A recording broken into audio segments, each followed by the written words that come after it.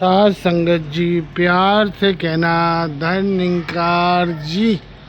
आज हमारा परम सौभाग्यशाली है कि पिखलौनी के मुखी महात्मा जगदीश जी हमें सतगुरु की सिखलाई देने के लिए हमारे पास पधारे और साथ संगत माँ की भरपूर सेवा करते रहते हैं। हमेशा उनकी सेवा में तत्पर रहते हैं और 24 घंटे संगत की सेवा में लगनशील और सेवा में हमेशा ही तत्पर रहते हैं। आधी रात भी इनको फ़ोन करो तो हमेशा संगत के लिए तत्पर रहते हैं। सतगुरु की दूर दूर तक सेवा संगत आशीर्वाद के तौर पे पधारते रहते हैं। सत्संगत जी, प्रेम से कहना धन निंकार जी। बोलो सतगुरु माता सुदीक्षा सविंदर हरदेव जी महाराज की जय। सत्संगत, बड़े बड़े गुरु साहिबानों ने, संतों ने, भक्तों ने एक ही बात बताई है कि संसार में ये तीन हस्तियां बहुत ही इंसान के लिए कामयाब रही। पहले नंबर पर सतगुरु, जो हमें परमात्मा का, ईश्वर का बोध कराते हैं और ये दिशा देते हैं ऐसे परमात्मा को जान लिया जाए जो सर्वव्यापी है, ऐसे को देख लिया जाए। आज सतगुरु समय के दिखा रहे हैं तो हमें रास्ता बता रहे हैं कि सबसे पहले जब हम जगें तो सत्संगत हम इस दातार का शुक्राना करना है, धन्यवाद करना है और इससे प्रार्थना भी करनी है। जैसे सुमिरन बताया जाता है, तू ही निंकार मैं तेरी शरणा मैनू बख्श लो। इसके सामने हम इस दातार के सामने हाथ जोड़ करके नमस्कार करें और मांगे कि हे सतगुरु दीनदयाल, हे दातार, हे ईश्वर, हे परमात्मा मेरे, कि जैसा तुम चाहते हो ऐसा मेरा जीवन बन जाए। तो इस प्रकार प्रार्थना करनी है। फिर हम अपने माता पिता और जो तीन हस्तियां बताई हैं आप संतों ने कि एक सतगुरु होता है जीवन में सहाय और एक माता पिता, तो इस प्रकार फिर हमें परमात्मा का स्मरण करके फिर माता पिता साकार में होते हैं, इनके भी हमें चरण स्पर्श करने हैं। जहाँ चरण स्पर्श हो जाते हैं वहाँ हमारी तमाम बलाएं टल जाती हैं, ऐसा महात्मा बताते हैं। और एक माता पिता ऐसा भी बताते हैं कि किस प्रकार ताउम्र ये औलाद के लिए कितना तप और त्याग कर जाते हैं।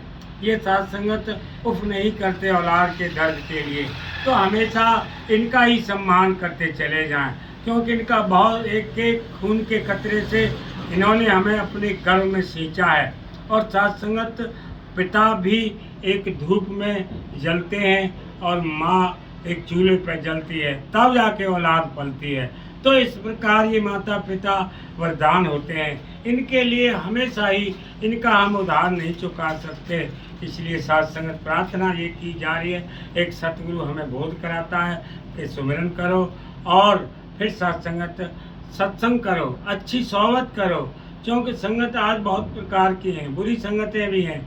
हमें सत्य का संग करना है, संतों का संग करना है।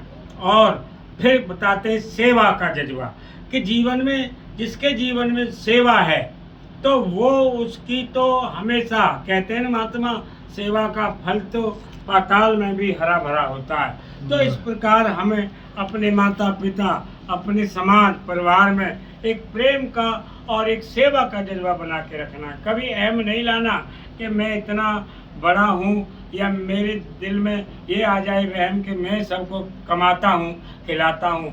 ये वहम ना पालें हम और यही कहें दातार कि तेरी कृपा से ये सब हो रहा है, तेरी वजह से ही तो मेरे प्राणों में प्राण है। इस प्रकार इंसानियत का भी प्रण साथ संगत ये भक्ति है। तो भक्त का रूप ही यही बताया है कि सेवा सत्संग सुमिरन, तो ऐसा हम करते चले जाएं। देखें मानवता कैसे साथ संगत बनी रहती है। आज इंसान के जीवन में देखें तो वो जीवन साथ संगत नहीं देखने में आता जो आप महात्मा बताते हैं कि जीने को तो जिया करते हैं, लाभ जीवन का मिलता नहीं फिर भी लिया करते हैं, मृत्यु के आने से पहले मर जाते हैं कई हजारों। जीवन तो उन्हीं का है जो मर के भी जिया करते हैं। क्या ऐसा हमने सोचा? क्या हम दूसरों के लिए खुशी का कारण बने? क्या साथ संगत हम दूसरों के लिए खुशी बने? कि कहीं ऐसा तो नहीं कि हम अभिमान आ जाए भक्ति का। तो किसी प्रकार से जिसके जीवन में अभिमान आ जाता है वो हर हाल में वो न कभी भगत बन सकता है न इंसान बन सकता है। इसलिए सत्संग रूहानियत और इंसानियत दोनों संग संग हों और हर कण से हम हर सत्संग क्षेत्र में हर कण कण से शिक्षा प्राप्त कर सकते हैं। तो हमें एक शिक्षा और संस्कार। फिर बात औलाद की भी आती है। अगर हमने औलाद को किसी प्रकार सत्संगत उनको बहुत कुछ दे दिया खरीद के, मकान दुकान और कोई रोजी रोजगार और कुछ सब सत्संगत हमने खेती खलियान किसी प्रकार से उनको घर दे दिया, लेकिन हमने दो चीज़ नहीं दी, शिक्षा और संस्कार। अगर हमने बच्चों को संस्कार और शिक्षा नहीं दी तो हमने कुछ भी नहीं दिया। इसलिए सत्संग यही प्रार्थना कर रहे हैं कि बच्चों को बचपन से ही एक शिक्षा और संस्कार देने हैं, अच्छी सोहबतें बिठाने हैं। फिर जब पेड़ जो बड़ा हो जाता है उसे हम किसी प्रकार सीधा करें नहीं होता। छोटे बच्चे एक मिट्टी की तरह होते हैं, जैसे मिट्टी एक बर्तन बनाने वाले होते हैं, चाहे उसे चिलम बना लीजिए चाहे उसकी सुराही बना लीजिए, लेकिन काम दोनों का अलग हो जाता है। कि अगर सुराही होती है वो दूसरों को ठंडा पानी करके ठंडक देती है, और जो चिलम होती है वो देखते हैं आप महात्मा समझाते हैं कि कलेजा पर जलन पैदा करती है। तो इस प्रकार वो कार्य हो, वो हमारा धर्म हो कि दूसरों को ठंडक देने वाले पात्र बन जाएं। तो ऐसा संदेश आप महात्मा बताते हैं। इसी प्रकार हमें एक रोजी रोजगार का भी ध्यान रखना है, जैसे कि एक ईमानदारी की रोजी हो। कि जैसे कई प्रकार से बताते हैं खेती करते हैं तो खेती में एक हम नशीले पदार्थ बो दें या कोई किसी प्रकार की भांग सुल्फा या नशीले पदार्थ बो दें, और एक में गेहूँ बो दें, तो गेहूँ जो बोएंगे उसकी फसल काटेंगे तो एक तो वो कम रेटों में जाएगा, और एक नशीले पदार्थों वाली जो फसल हमने बोई है तम्बाकू चाहे किसी प्रकार का, तो वो फसल भले ही महंगी बिकेगी, लेकिन परिणाम क्या निकला? दोनों का परिणाम वही निकलता है कि गेहूं बोने से कई घरों में आग जलती है और कई प्रकार के परिवारों में एक खुशियां आती हैं।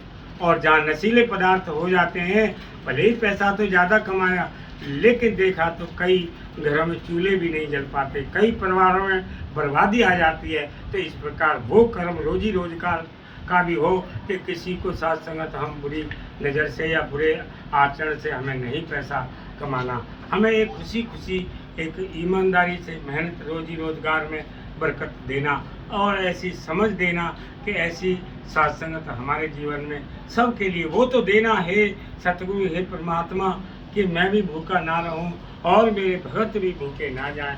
तो इस तरह इतना देना कि जो हमारे जीवन में साथ संगत परोपकार की भावना बनी रहे, दूसरों के लिए कभी हम बुरे ना बन जाएं, एक अच्छे इंसान बने, एक अच्छी सोच बने, एक अच्छी साथ संगत हमारा एक सुबह उठ करके माता पिता परिवार में एक दोस्ती, ये भी विचार करना है मैंने अपने जीवन में कितने मैत्री भाव पैदा किया, कितने मित्र बनाए, लेकिन सत्संग विचार करें तो देखते हैं कि हमने मित्र बहुत कम बनाए और दुश्मन बहुत बना लिए।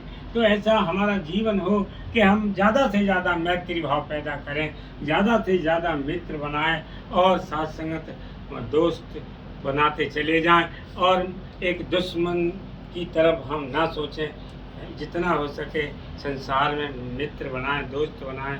इसलिए एक सूफी साहब की भी बात याद आ गई, खाक सारी आजी गुरबत मोहब्बत दोस्ती ये सब हैं फाल उनके वही सादतमंद हैं। यानी जो खाक सारी मिटने का जज्बा समर्पण, खाक सारी आजी तुरंत आज से ही चेंज हो जाएं, गुरमत गुरु की बात को और मोहब्बत यानी अर्थ इसका प्रेम बढ़ाते चले जाएं। अगर ये गुण मेरे अंदर आ गए हैं तो वाकई फिर तो ये शहादत मंद है, फिर वो भक्ति है, फिर वो हम संत हैं। नहीं तो शासन संत के लिए क्रोध और गुस्सा और अहंकार बिल्कुल नहीं।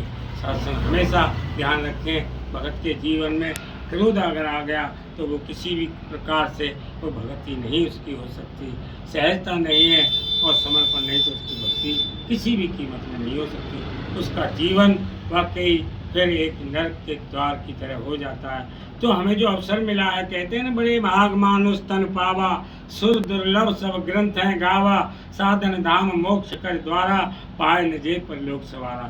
तो इंसानियत के लिए एक कार्य और अवश्य करें। अगर आपके शरीर में ब्लड की बात आती है, दान की बात आती है, तो ब्लड डोनेशन, स्वस्थ शरीर होके और उम्र के दराज को भी देखते हुए 50 से कम वजन ना हो और उम्र भी 60 से ज़्यादा ना हो, तो अगर परोपकार की भावना आ जाए तो ऐसा अपना ब्लड भी अगर दूसरे के लिए काम आ जाए तो वो भी एक इंसानियत के रूप में बन जाएगा। वो भी आपके साथ एक परिवार के साथ जुड़ जाएगा, क्योंकि आप जैसी सोच, आप जैसा ब्लड अगर उसके शरीर में चला जाता है तो वाकई वो भी एक मानव बन जाता है। नहीं तो सही मायने में तो वाकई कोई हिंदू बन गया है, कोई मुसलमान बन गया है, लेकिन आज देखते हैं कोई आदमी नहीं बन पा रहा, कोई इंसानियत नहीं बन पा रहा। इसलिए ब्लड डोनेशन, माता पिता और सतगुरु की जो सिखलाई को हम अपने जीवन में धारण करके चले जाएं। प्रेम से कहना धन्यवाद जी।